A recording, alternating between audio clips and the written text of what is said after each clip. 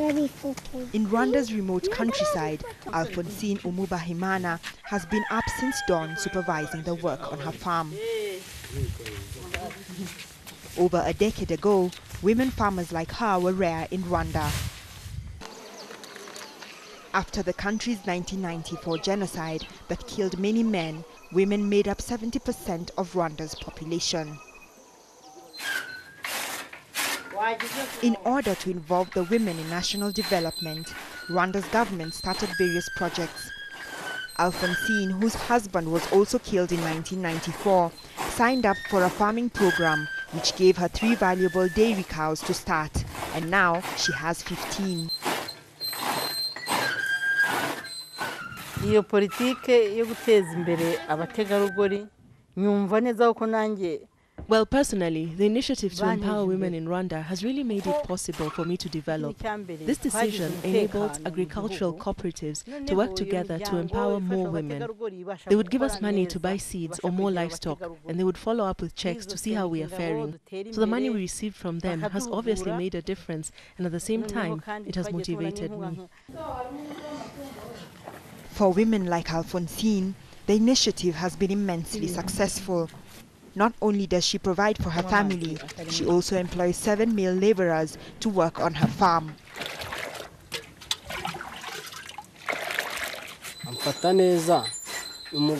She treats me well.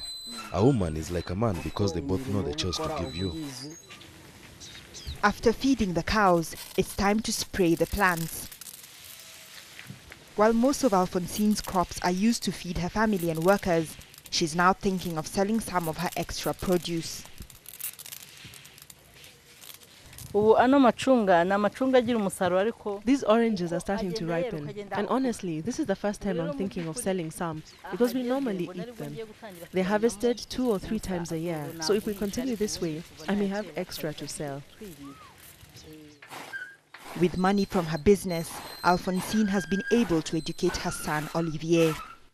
Although happy that his mother's venture is proving to be a success, Olivier does not see the accomplishment as proof of equality between women and men in Rwanda.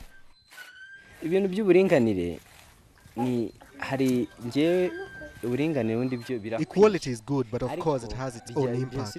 There are cases where, yes, there is equality, but the woman then wants to boss the man around, and that is not possible, and we can never say that there will ever be equality 100%, because the man's power will always be superior. So if you want to say it should be equal, I doubt it will be possible. Whatever Olivier may think, there is only one place where women clearly dominate in Rwanda: in Parliament. Through constitutional reforms, Rwanda now has the highest representation of women MPs in the world, with women making up 56% of government.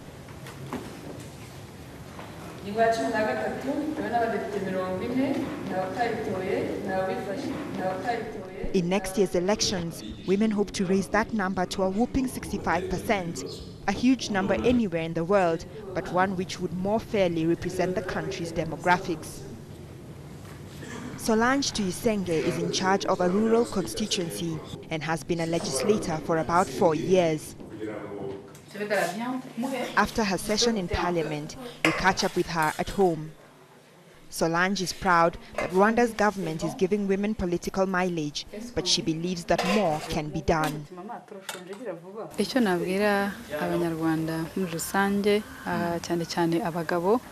What I would like to tell Rwandans in general, mostly men, is that we have to change their mindsets and understand that the woman of the 40s is not the same as the current woman. A woman is not only to bear children or stay in the kitchen. There is development. They should educate the girl child and know that both boys and girls are equal, because children will do what they learn at home. So if they grew up knowing a boy is superior to a girl, or a girl is only meant to cook for her husband, then that will cause issues. We cannot say that we have empowered all women. We still have a long way to go. We still have girls and women who need representation to be spoken for. There are still issues that need to be looked into so that they can reach a visible development. Meanwhile, the cooperative that helped Alphonsine get started, called Duterimbere, or Progress in the local Kinyarwanda language, continues to monitor her progress. Dativa Mukakizima is its managing director.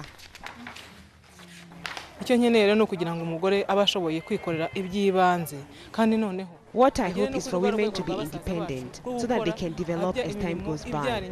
Although the Association for Empowering Women won't be able to do everything or reach everyone, we do work together with all the interested parties, be it in the villages or the city. In that way, citizens will be impacted.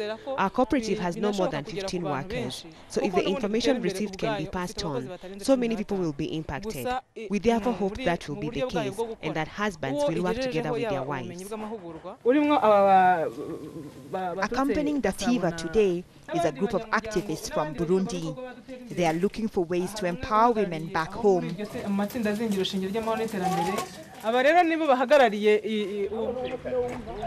Burundi, just like Rwanda, suffered a civil war which left the country in ruins.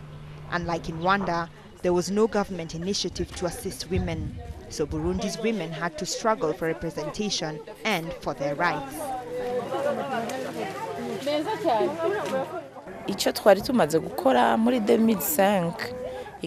What we did in 2005 during the presidential elections was change the constitution. At that time, women really fought for women's empowerment, and as a result, the number of women in government rose from 0% to 30%. Right now, we are preparing ourselves for the next election in 2010 so that they can work some more on the constitution and increase the percentage of women from 30% to 50% in all sectors.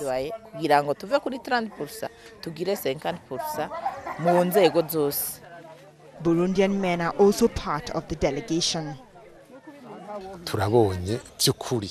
We've seen the truth. Even if we have not yet started the hard part, we now know that it is possible in that it enables a woman to get involved in activities that will develop her and her family.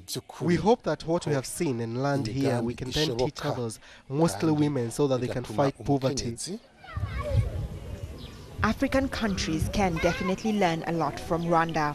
In most societies, women are often ignored, even though they are usually more than men and make up an important percentage of the electorate. By empowering them at all levels, Rwanda's current government has found a viable way to consolidate its power.